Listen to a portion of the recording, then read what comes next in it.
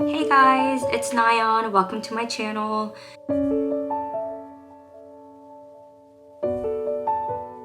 I'm currently in my girls' playroom, so don't mind all this wood and stuff behind me. In this video, I wanted to go over how losing my son has changed my life. Sorry, I still have not gotten my voice back.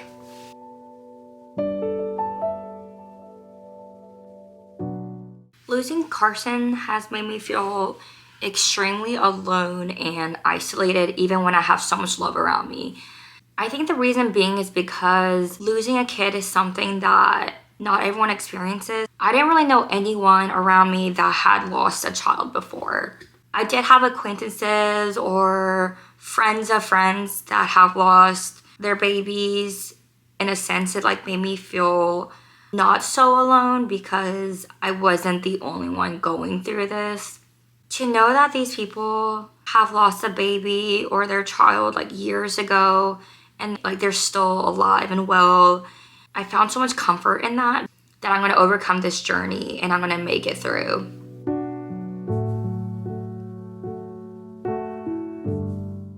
Losing Carson has also made me so extremely exhausted. I'm probably going to say this over and over and over again, that this whole journey is so hard to explain unless you're actually on this journey with me. When you lose a baby or your child, there are so many things that goes on in your head, like, why did this have to happen? Why me? Why did I deserve this? It's emotionally and mentally draining walking this earth without the baby that you grew in your tummy and birthed. Even if I got 15 hours of sleep at night, I feel so drained by the time it's 3 p.m. in the afternoon. I just feel so many different emotions in a 24-hour period. There are some days where I'm not as exhausted, and that's okay. That doesn't mean that I'm not thinking about Carson as much that day. It's just more so that I've learned to kind of block things out or feel numb that day. But even feeling numb and even blocking things out, it takes energy to do that. I really am just so tired. I'm constantly thinking about Carson. Certain things reminds me of him, my situation, my life, my journey. Obviously all of that is going to affect my mood. So I just feel really drained.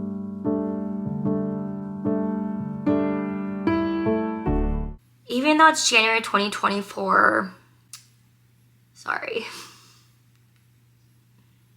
I'm trying not to ugly cry in this video. Even though it's 2024, I'm stuck in April 2023, which is the month that Carson passed away. You see everyone around you continue their life, moving forward, so excited about the new year. And I'm still stuck in April 2023, just wishing time would stop in a way, or wishing that I could just go back in time. The more time that passes, I feel like everyone around me is forgetting about Carson, and I don't want that. I also feel like the more time that passes, I'm struggling to keep a hold of every single detail, the memories that I've made with him the 3 months that he was here. The nursery that I put together for him and his sister Kenny. We have a dresser, and one side of it is all of her stuff and the other side was all of his stuff. And I had all his little web nubs that he always sucked on, all his bibs, his burp cloths, all the clothes that he was supposed to wear and that he wore. And a lot of the clothes that was in his drawer has tags on it because we were supposed to make memories in them.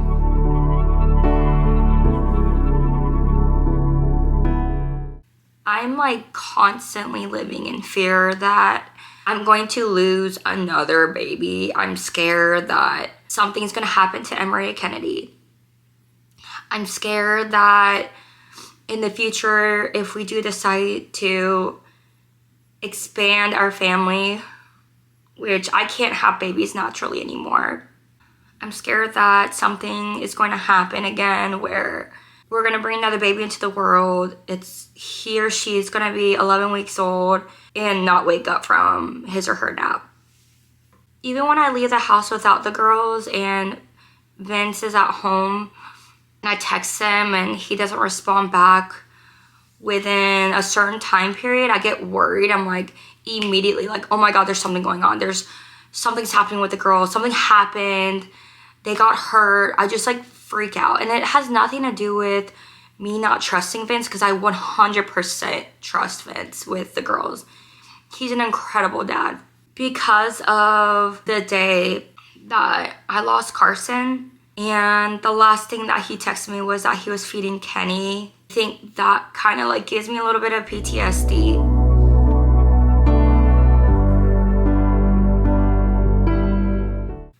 Waking up every morning has been an absolute chore. I was always like really excited to wake up, start the day, very excited to just go do stuff during the day, very excited about future events, future plans. Now I wake up and I just want to lay there. There are more days than I'd like to admit that I wish I was still sleeping. I wish I didn't have to wake up to another day of this nightmare. Ever since I lost Carson, I would lay in bed for a longer period of time than I normally would in the mornings, because it's so hard to get up out of bed. Even though it's been 8 months since he's been gone, still incredibly hard like it was just yesterday. I pray that as time passes, I'm able to get up with more excitement for the day, to feel alive again like I used to, because right now I'm still really struggling to get up in the morning.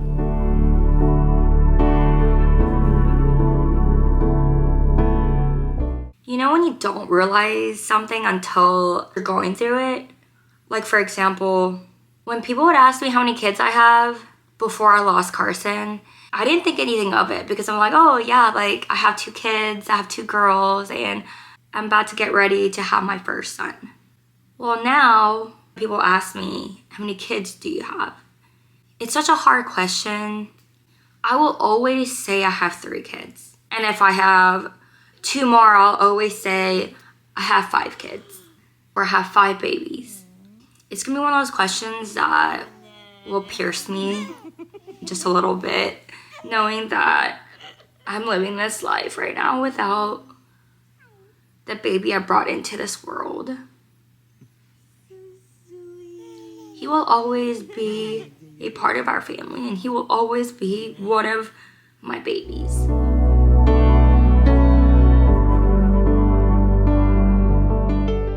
Life is so triggering for me. I wish it wasn't, because I've definitely offended people this year because of what I'm going through. There are things that I just cannot talk about right now. There are things that bothers me, and I never thought it would ever bother me. The thing is that talking about Carson does not trigger me. Talking about my son makes me feel a sense of comfort in a way. I know a lot of my friends have a hard time feeling like they're not too sure if they should talk about Carson. They're not too sure what to say to me, how to comfort me. But honestly, talking about Carson comforts me. It's just knowing that people haven't forgotten about him that makes me feel really happy, even though he's not here.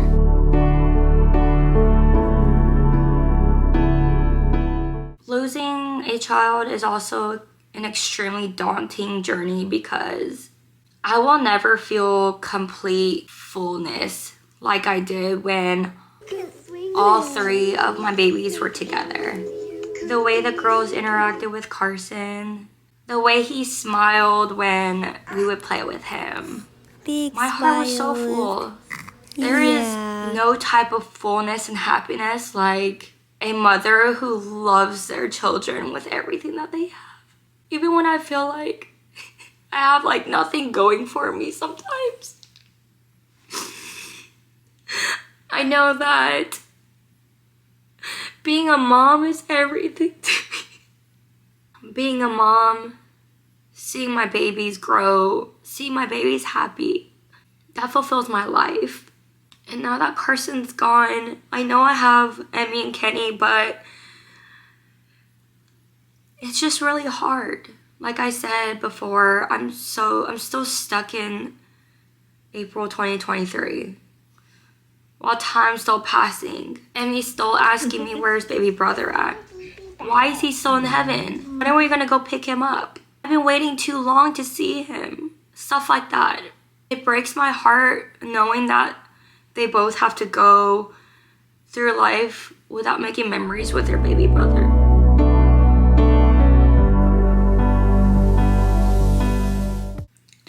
When people say take it day by day, I didn't realize what they really meant until Carson died.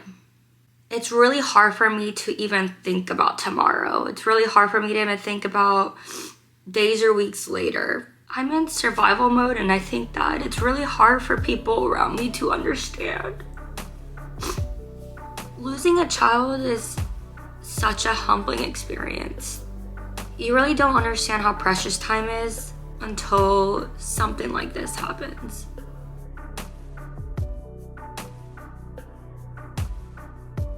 Losing Carson has completely changed my life. And I'm sitting here recording myself talking about it, trying to find the words to explain how I'm feeling, what I'm going through as best as I can. But even right now, it's so hard for me to even find the words to explain this journey. I think that's the reason why that a lot of people that I know that have lost a child, they stay kind of quiet. They have shared with me that they've lost a lot of friends, they've lost a lot of connections in their life because they too feel very alone and isolated. It's so hard to find joy and happiness in the midst of grieving the loss of your child. People say that time will heal all wounds, but this is a wound that will truly never heal. So therefore, all the moms that are grieving the loss of their child, this is the rest of our life. We experience the greatest loss a mother could experience. And sometimes I get into these moods where I don't want to talk to anyone, I don't want to communicate with anyone, and kind of like shut everyone out because I don't want to affect my friends or people around me negatively because of what I'm going through. I literally feel like I am a walking dark cloud. I plan to check in once a week and make videos on my thoughts and feelings about losing baby Carson. If you have lost a child yourself, I hope that this video was a little comforting to you to know that you're not alone. I hope you found it relatable. But if you haven't lost a child before, I hope you found this video to be insightful. Thank you guys for watching, and I'll see you guys next time.